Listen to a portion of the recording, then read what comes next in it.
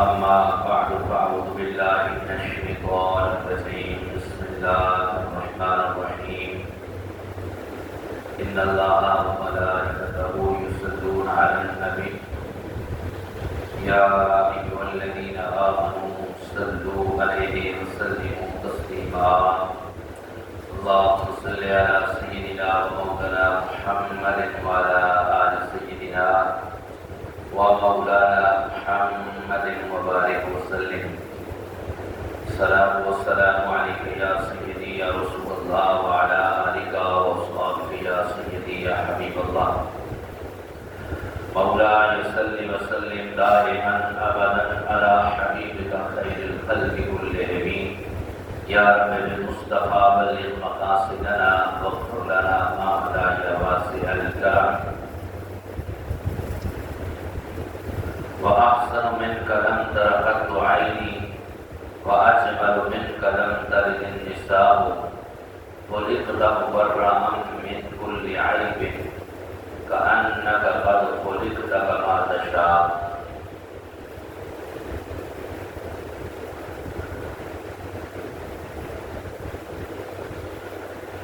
یہ وہ سچ ہے جسے ایک جہاں مان گیا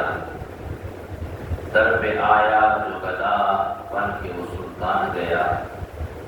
اس کے انداز نوازش میں قربان گیا نعمتیں بانٹتا جس سمت وہ ذیشان گیا ساتھ ہی منشی رحمت کا قلم دان گیا اور آقا تجھ سے جو پھیر کے منہ جانب قرآن گیا سرخ رو نہ ہو کے دنیا سے وہ انسان گیا کتنے گستاخ بنے کتنوں کا ایمان گیا لے خبر جلد کے اوروں کی طرف دھیان گیا میرے مولا میرے آقا تیرے قربان گیا عبادت دوسرا لائق عزت و تکریم احباب سے وقار سورہ آل عمران کی آیت نمبر 81 پر آپ گفتگو سماعت فرما رہے تھے اور ابتدائی گفتگو گزشتہ جمعہ المبارک ہو چکی ہے سورہ آل عمران کی آیت نمبر 81 کا ترجمہ آپ سماعت فرما چکے اور ابتداءً گفتگو بھی آپ سماعت فرما چکے ہیں اس آیت مبارکہ میں اللہ رب الجلال نے حضرت سیدنا آدم علیہ السلام سے لے کر حضرت عیسیٰ علیہ السلام تک سب انبیاء کرام سے عہد لیا ان سے عہد لیا گیا اور مفتی احمد اعظم نعیمی رحمۃ اللہ تعالی علیہ آپ اپنی تفسیر میں لکھتے ہیں کہ اسی عہد کے ذریعہ ان کی امتوں سے بھی عہد ہو گیا کیونکہ امت پیغمبر کے تابع ہوتی ہے فرمایا کس طرح ایمان کا معاہدہ ساری قوم کا معاہدہ ہوتا ہے ایسے ہی نبی کا عہد جو ہے ساری امت کا عہد ہوتا ہے تو یہ انبیاء کرام علیہ السلام سے جو وعدہ دیا گیا مایا اسی عہد کے ذریعہ سے ان کی امتوں سے بھی وعدہ دے دیا گیا اور آگے فرمایا کہ اس سے معلوم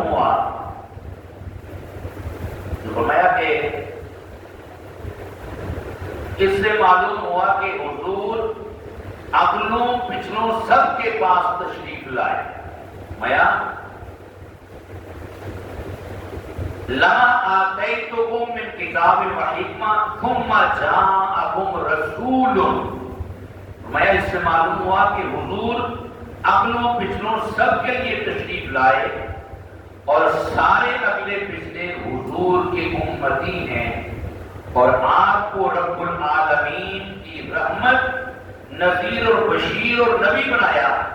اور اگلے لوگ بھی عالمین کے لیے میں داخل ہیں اس لیے میرے اور آپ کے آقا امام الانبیاء صلی اللہ علیہ وسلم سارے نبیوں کے بھی نبی ہیں اسی لیے سارے نبیوں نے شب معراج میں میرے اور آپ کے آقا امام الانبیاء صلی اللہ علیہ وسلم کی ابتدا میں نماز پڑھی اور فرمایا جو نماز اللہ کے محبوب کی ابتدا میں انبیاء نے پڑھی ہے، فرمایا وہ نماز کی نماز محمدی تھی، نماز عیسوی یا نماز موسوی نہ تھی،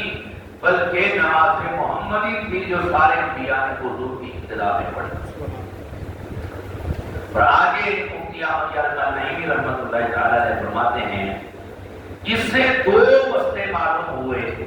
ایک یہ کہ یہ عہد صرف حضور صلی اللہ علیہ وآلہ وسلم کے لیے لیا گیا، کیونکہ تمام کتب اور انبیاء کی تصدیق سب سے آخری نبی ہی کر سکتا ہے۔ میں تمام کتب اور تمام انبیاء کی تصدیق آخری نبی کر سکتا ہے، اس لیے یہ عہد بھی اللہ نے عالم ارواح میں صرف اپنے حبیب کے لیے دیا۔ اور فرمایا دوسرے یہ کہ یہ آیت مبارکہ اس بات پر دلالت کرتی ہے کہ حضور نبی اکرم صلی اللہ علیہ وآلہ وسلم تاجدار ختم نبوت بن کر تشریف لائے۔ حضور کے بعد کوئی نبی کوئی کتاب نہیں آ سکتی، کیونکہ حضور صلی اللہ علیہ وسلم صرف مصدق ہیں، کسی نبی کے مبشر نہیں۔ حضور صرف کیا ہیں؟ مصدق ہیں، سابقہ انبیاء کی اور ان کی کتابوں کی تصدیق فرمانے والے ہیں، کسی نبی کے مبشر بن کے نہیں آئے۔ اللہ کہتے ہیں مصدق لما معکم، اور تصدیق پچھلوں کی ہوتی ہے اور بشارت کیا ہوتی ہے؟ اگلوں کی ہوتی ہے۔ حضور مصدق بن کے تو آئے، لیکن اللہ نے کسی نبی کا مبشر نہیں بنایا۔ حضور مبشر ہیں، یہ نبی کی شان ہے، لیکن مبشر امت کے لیے ہے، امت کو خوشخبری سنانے والے ہیں، انبیاء کے لیے مصدق ہیں۔ اللہ اکبر۔ اور آگے فرمایا لا تؤمنن بہ ولا تنصرون، اس کے ضمن میں مفتی احمد یار نہیں فرماتے ہیں کہ اگرچہ سارے نبی حضور صلی اللہ علیہ وسلم پر اس دن ہی ایمان لا چکے تھے، مگر وہ ایمان کیا تھا؟ وہ ایمان فطری تھا، اور ایمان شرعی دنیا میں آ کر اختیار کیا جاتا ہے، اور میں یہی شرعی ایمان ثواب اور جزا کا ذریعہ ہے۔ جیسے سارے انسان میثاق کے دن اللہ پر ایمان لا چکے تھے، مگر اس ایمان کی بنیاد پر سب کو مومن نہیں کہا جائے گا، ورنہ سارے کافر مومن ہوں گے۔ فرمایا یہاں دنیا میں ایمان شرعی ایمان سے مراد کون سا ایمان ہے؟ شرعی ایمان مراد ہے۔ اور فرمایا کہ اس سے یہ بھی معلوم ہوا، چونکہ اللہ نے فرمایا لا تؤمنن بہ، ضرور بھی ضرور میرے محبوب پہ ایمان بھی لانا ہے، ولا تنصرنہ، اور میرے محبوب کی اور محبوب کے دین کی مدد اور نصرت کرنی ہے۔ اس سے معلوم ہوا کہ اللہ کے انبیاء اور صالحین بعد الوفات بھی اللہ کے اذن سے مدد کر سکتے ہیں، کیونکہ انبیاء سے دین محمدی کی مدد کا حال دیا گیا۔ حالانکہ میرا رب جانتا تھا کہ جب میرے حبیب کا زمانہ آئے گا، یہ انبیاء ظاہری حیات کے ساتھ دنیا میں موجود نہیں ہوں گے، پھر بھی اللہ ان سے فرما رہا ہے میرے حبیب پہ ایمان بھی لانا ہے، وَلَا تَنْصُرُنَّهُ، میرے محبوب کی اور محبوب کے دین کی تم نے مدد بھی کرنی ہے۔ تو انبیاء نے کہا اللہ ہم نے اقرار کیا ہم مدد کریں گے، تو رب جانتا تھا موجود نہیں ہے، اگر بعد مثال انبیاء اور صالحین مدد نہ کر سکتے ہوتے تو اللہ انبیاء سے یہ والا کبھی نہ دیتا۔ اور دیکھیں اس کی مثال یہ ہے کہ حضرت موسیٰ علیہ السلام نے حضور کے دین کی اور حضور کی امت کی مدد نہیں کی۔ معراج کی رات 50 نمازیں پڑھ لوں، اللہ کے نبی حضرت موسیٰ کا وصال ہو چکا ہے، لیکن یہ 50 نمازیں جو ہیں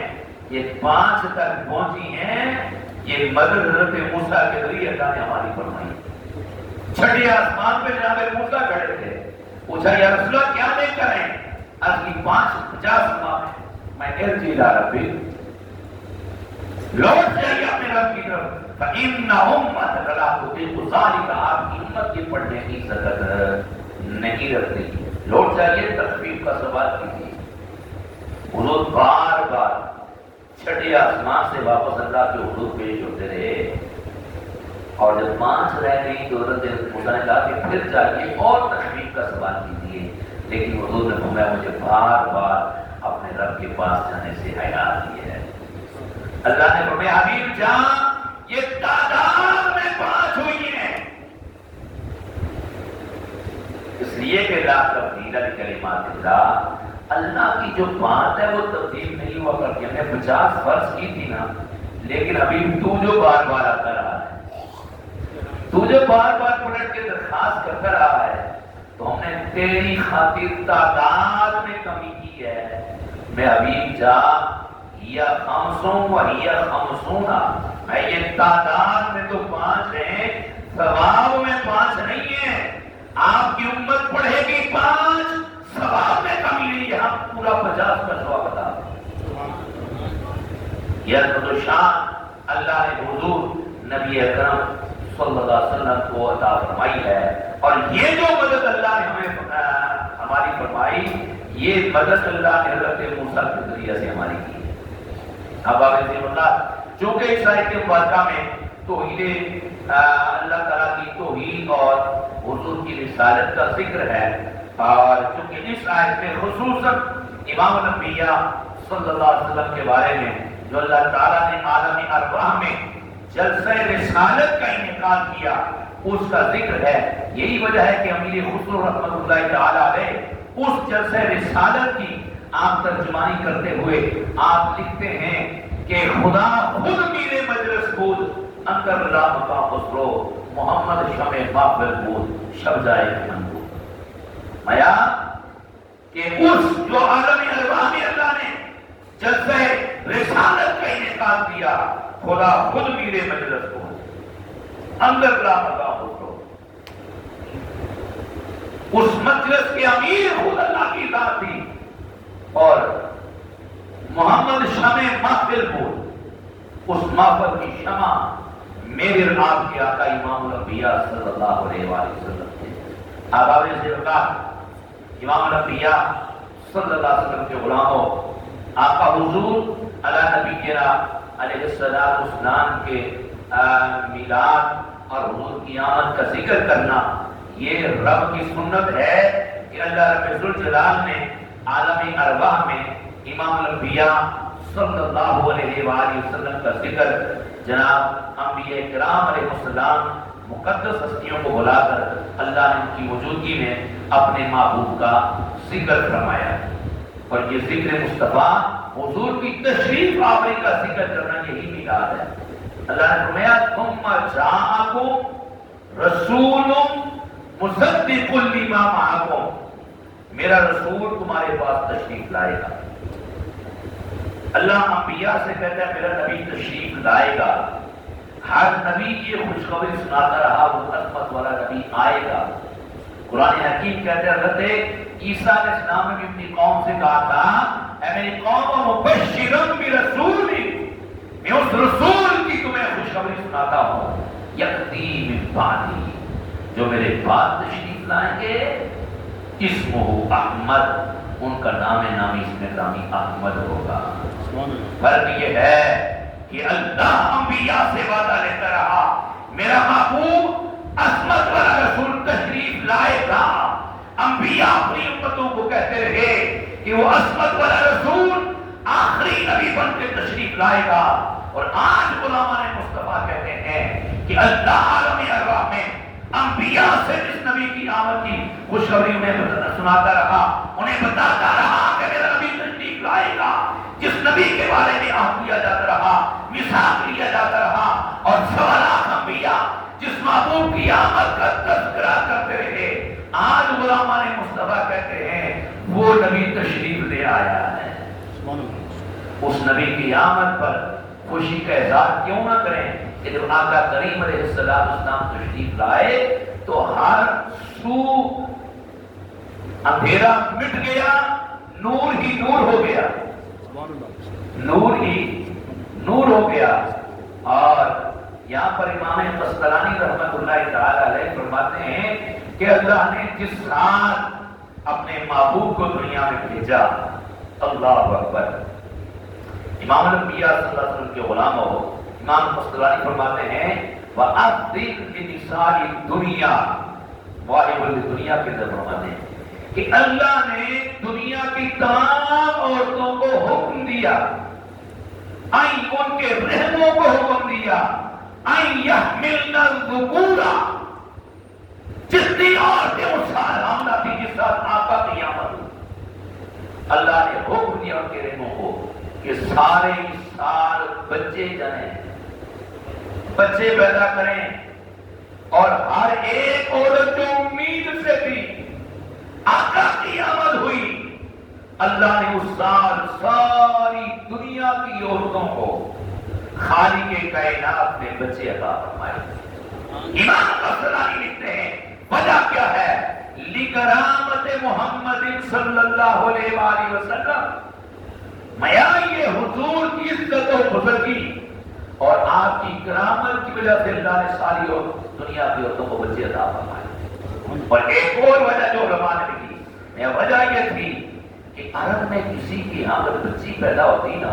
تو اسے آج سمجھا کرتا تھا، اور عرب لوگ اپنی بچیوں کو زندہ دفن کر دیا کرتے تھے۔ میاں میرے آقا چونکہ سارے عالمین کے لیے رحمت بن کے آئے، رحمت للعالمین بن کے آئے، تو حضور کی رحمت کا یہ تقاضا تھا اگر کسی عورت کے یہاں بچی پیدا ہوتی اور اسے زندہ دفن کر دیا جاتا، یہ ظلم تھا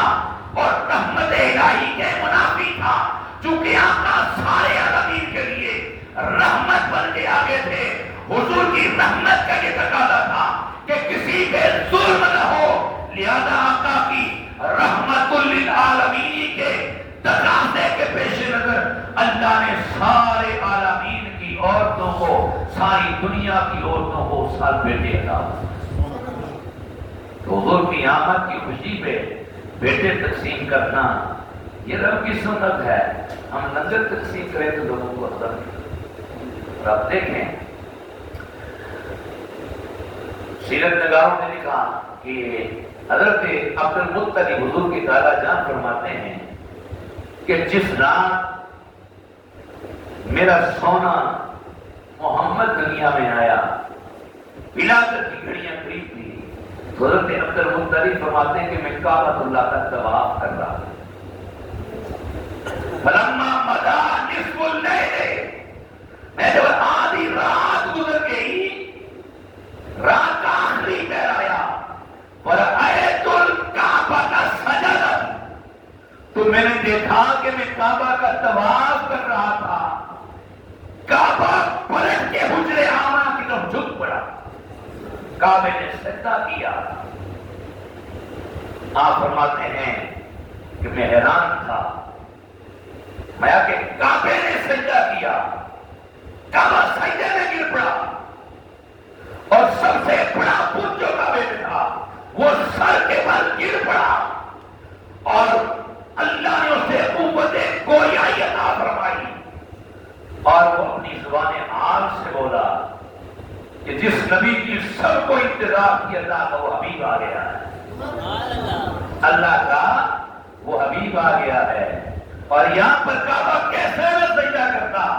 کیسے نہ حجر آمنہ کی طرف جھکتا، اسی لیے ہمارے امام عشق محمد اشاہ امام احمد رضا خان فاطمی رضی اللہ عنہ نے کیا خوب کہا تھا، آپ نے فرمایا تھا حاجیو آؤ شہنشاہ کا روزہ دیکھو، آئے حاجیو آؤ شہنشاہ کا روزہ دیکھو، ارے کعبہ تو دیکھ چکے، اب کعبے کا بھی کعبہ دیکھو، آئے آئے آئے حاجیو آؤ۔ یہ سیدی اعلیٰ حضرت لکھ سکتے ہیں، اور میں آپ کو بتاؤں کہ یہ اعلیٰ حضرت نے اس دور میں حضور کی نعت لکھی ہے، آئے آئے اس دور میں جس دور میں لوگ یہ کہتے تھے، جس دور اور عوام الناس یہاں تک انہوں نے اپنی کتاب میں لکھا کہ حضور کے گردے کی نیت کر کے آپ جائیں گے تو یہ سفر ہی ٹھیک نہیں ہے، جائز نہیں ہے. آپ جائیں کعبے میں، وہاں سے بلد نبی نے لے کے رکھا ہوا ہے. اس ماحول میں سیدی اعلیٰ حضرت نے فرمایا تھا، آپ نے لکھا کہ بیٹھا ہوں رخت باندھ کے ساتھ سہر کی ہے، رونق عظیم شہر بریلی میں گھر کی ہے، سب آ کے پوچھتے ہیں عظیمت کدھر کی ہے. یہ اعلیٰ حضرت کا شعر ہے. سب آ کے پوچھتے ہیں عظیمت کدھر کی ہے، شکر ہے خدا کے آج گھڑی اس سفر کی ہے جس پہ نثار جاں فلاح و ظفر کی ہے. پہلے تین میں سے نصیر الدین شاہ صاحب کی اور آخری بات اس میں تضمین لکھی ہے، یہ حضور سیدی اعلیٰ حضرت کا کلام ہے. اور آگے آپ نے لکھتے ہیں کہ شوط و طواف و سعی کے نقطے سکھا دیے، احرام و حلق و قصر کے معنی بتا دیے، رمی و وقوف و نہر کے منظر دکھا دیے، اس کے طفیل حج بھی خدا نے کرا دیے. لوگ کہتے تھے کہ کعبے سے مڑ گیا ہو، حج تو کعبے میں ہوتا ہے. سیدی اعلیٰ حضرت نے فرمایا اور کعبے سے پلٹ کے آنے والوں، ہمیں کعبے کا کعبہ ہونا بھی مصطفیٰ نے بتایا ہے، حضور نے ہمیں بتایا ہے یہ کعبہ ہے. اور کعبے کو بھی کعبہ ہم نے مانا ہے، حضور کی لبوں سے نکلنے کی وجہ سے مانا ہے. کعبہ خدا کا گھر ہے، کس کو معلوم تھا؟ ہم نے تو مانا ہے کہ ہمارے آقا نے فرمایا ہے. خدا کو ہم نے مانے لائق ہے، ہم نے خدا کو دیکھا نہیں، دیکھا تو مصطفیٰ نے ہے. ہم نے مصطفیٰ کے کہنے پہ خدا کو مانا ہے. فرمایا یہ نہ کہو مدینے میں کچھ نہیں رکھا. سیدی اعلیٰ حضرت فرماتے ہیں تمہارا حج مدینے میں ہوتا ہے، تمہارا حج کعبے میں ہوتا ہے. ارے ہمارا حج بھی کعبے میں ہوتا ہے، لیکن جو کعبے میں حج ہوتا ہے وہ حج بھی اللہ نے مصطفیٰ کے وسیلے سے عطا فرمایا ہے. ہماری حاضری کعبے کے لیے اصلی ہوتی، اصل مراد حاضری اس پاک در کی ہے. اصل مراد حاضری اس پاک در کی ہے. کیوں؟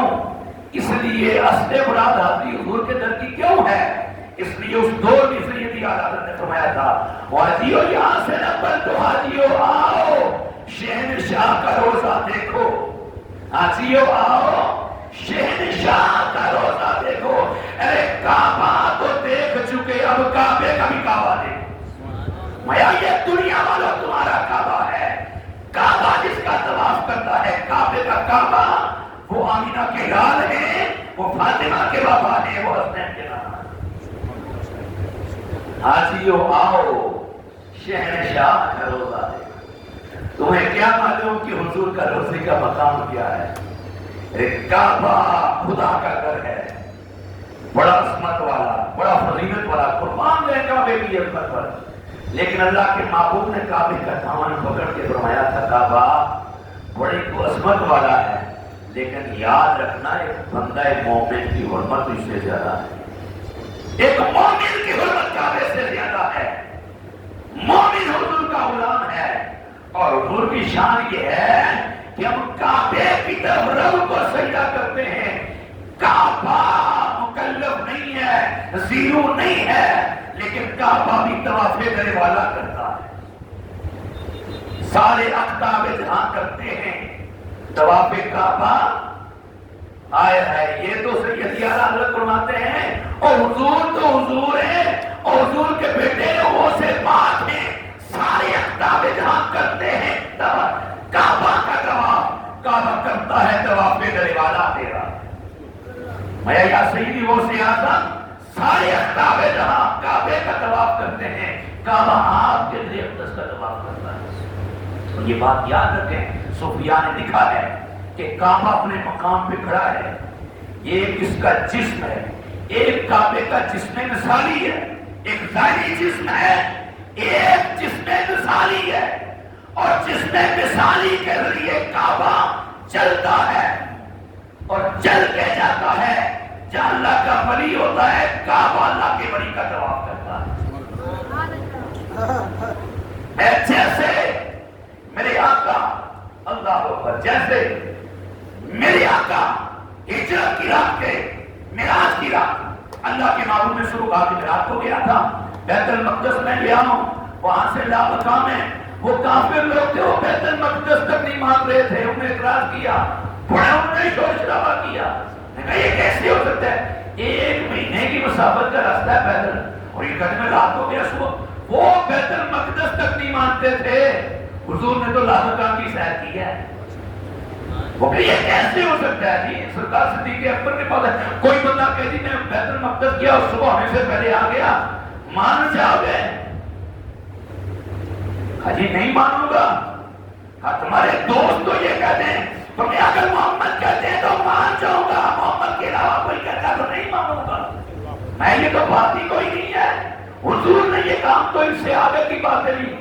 حضور صبح و شام جو آسمان کی غیب کی خبریں بتاتے ہیں ہم ان پر بھی ایمان لاتے ہیں، اگر حضور نے یہ کہا تو وہ رات کو گئے بھی ہوں گے آئے بھی ہوں گے،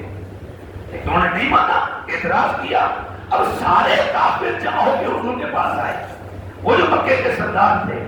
اور وہ یہ جانتے تھے کہ اس سے پہلے آج دعویٰ کیے کہ میں رات کو گیا ہوں صبح ہونے سے پہلے آ گیا ہوں، وہ جو بڑے بڑے سردار تھے وہ بیت المقدس گئے ہوئے تھے، وہ جانتے تھے، اس کے دروازے جانتے تھے، علامات جانتے تھے، نشانیاں جانتے تھے، اور یہ بھی جانتے تھے کہ آج تک محمد بن عبداللہ بیت المقدس نہیں گئے، یہ بھی جانتے تھے، اس کی جگہ پہ آگے انہوں نے کہا کہ آپ اگر رات کو گئے ہیں تو میں بتائیں بیت المقدس بتائیں، اس کے دروازے کتنے ہیں، اس کی کھڑکیاں کتنی ہیں، فلاں فلاں ساری علامات پوچھی۔ اللہ کے محبوب علیہ السلام فرماتے ہیں مجھے تھوڑی سی دقت محسوس ہوئی، کیونکہ حضور سیر کے لیے گئے تھے، وہ تفصیل جاننے کے لیے کھڑکیاں، پہلی مرتبہ جو مسجد میں آتا ہے وہ تو نہیں کہتا کہ کھڑکیاں کتنی ہیں، الماری کتنی ہیں، رب نے بلایا تھا نماز پڑھنے میں چلے گئے، لیکن جب پوچھا تو بتانا لازم تھا، حضور نے فرمایا مجھے تھوڑی سی دقت ہوئی، تو فرمایا اللہ نے بیت المقدس کو اٹھا کے میرے سامنے رکھ دیا، بیت المقدس کو اٹھا کے حضرت عقیل کے گھر کی جگہ پہ رکھ دیا، میں کافر پوچھتے جاتے میں دیکھتا جاتا انہیں بتاتا ہے، بیت المقدس اپنی جگہ سے ہلا نہیں، لیکن اللہ نے اٹھا کے حضور کے سامنے رکھ دیا، ایسے ہی کعبہ اپنی جگہ پر ہے، لیکن کعبہ کا ایک جسم مثالی ہے جس کے لیے سامنے تو وہ وہاں رہتا ہے، لیکن وہ چل کے اللہ کے ولی کے در کا طواف کرتا ہے، اگر ولی کے در کا طواف کرتا ہے تو نبی کے در کا طواف کتنا کرتا ہوگا، اس لیے کہ کعبے کا کعبہ بھی حضور ہے، اس لیے سید اعلیٰ حضرت نے اس دور میں ان لوگوں کو کہا جو نبی کی تعظیم کے قائل نہیں تھے، کہتے تھے محمد کے روزے کی نیت کر کے نہ جایا کرو، یہ جائز نہیں ہے، مدینہ میں کیا رکھا ہے، اور پلٹ کے کعبے سے آ جایا کرو، سید اعلیٰ حضرت نے اس دور میں کہا آج ہی آؤ، آج کر چکے ہو،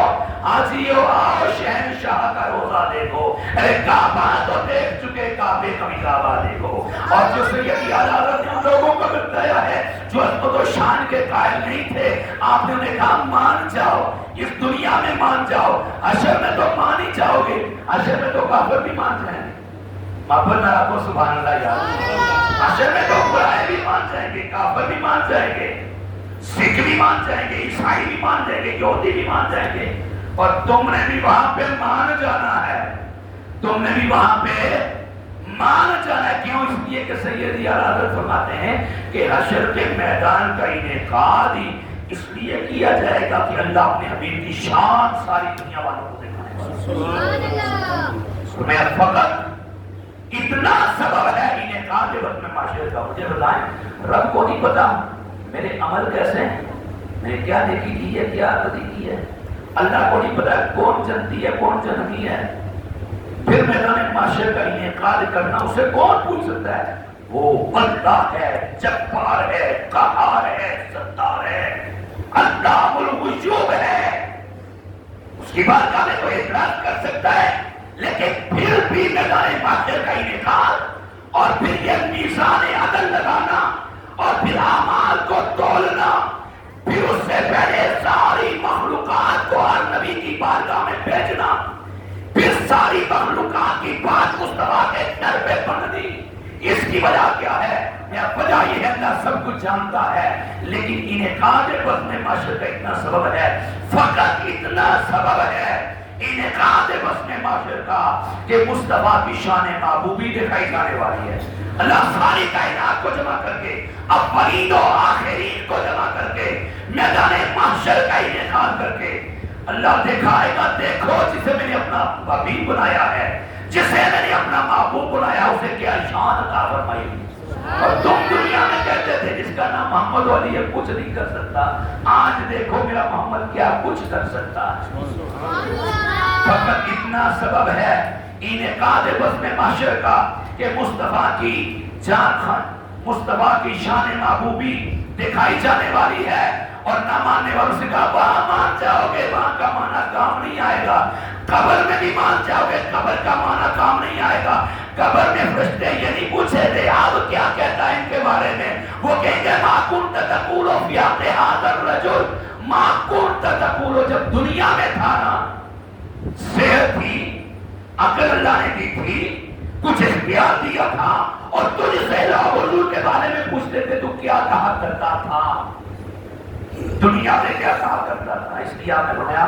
آج لے ان کی بنا, آج لے ان کی بنا, آج مدد مانگ ان سے, کل نہ مانیں گے قیامت میں اگر تو مان لیا. اور قیامت میں تو مان جائے گا لیکن آمینہ کے لال نہیں مانیں گے. قیامت میں تو مان جائے گا لیکن فاطمہ کے بابا نہیں مانیں گے. قیامت میں تو مان جائے گا لیکن حسنین کے نانا نہیں مانیں گے. آج لے ان کی بنا, آج مدد مانگ ان سے, کل نہ مانیں گے قیامت میں اگر تو مان گیا. حضور سے محبت کیجئے, انیفا محبت کیجئے. اللہ کے بعد کسی سے محبت کرنی ہے تو وہ حضور ہے. اور رب کو رب سمجھیں, اللہ خالق ہے. حضور کو کبھی خالق نہ کہیں, حضور کو کبھی رب نہ کہیں, اور رب کے علاوہ سب کچھ کہہ دیں حضور کو کہ اللہ کی مخلوق میں سب کچھ حضور ہے. یہ شان اللہ نے اپنے حبیب کو عطا فرمائی. حضور رب کے بندے ہیں. بندہ سمجھ کے حضور کی جتنی بھی تعریف کرو گے, جتنی بھی عظمت بیان کرو گے, جتنی بھی شان بیان کرو گے, امتی کبھی اپنے آقا کی شان کی حد حق ادا نہیں کر سکتا. اللہ نے عمل کی توفیق عطا فرمائے. ہمارا توفیق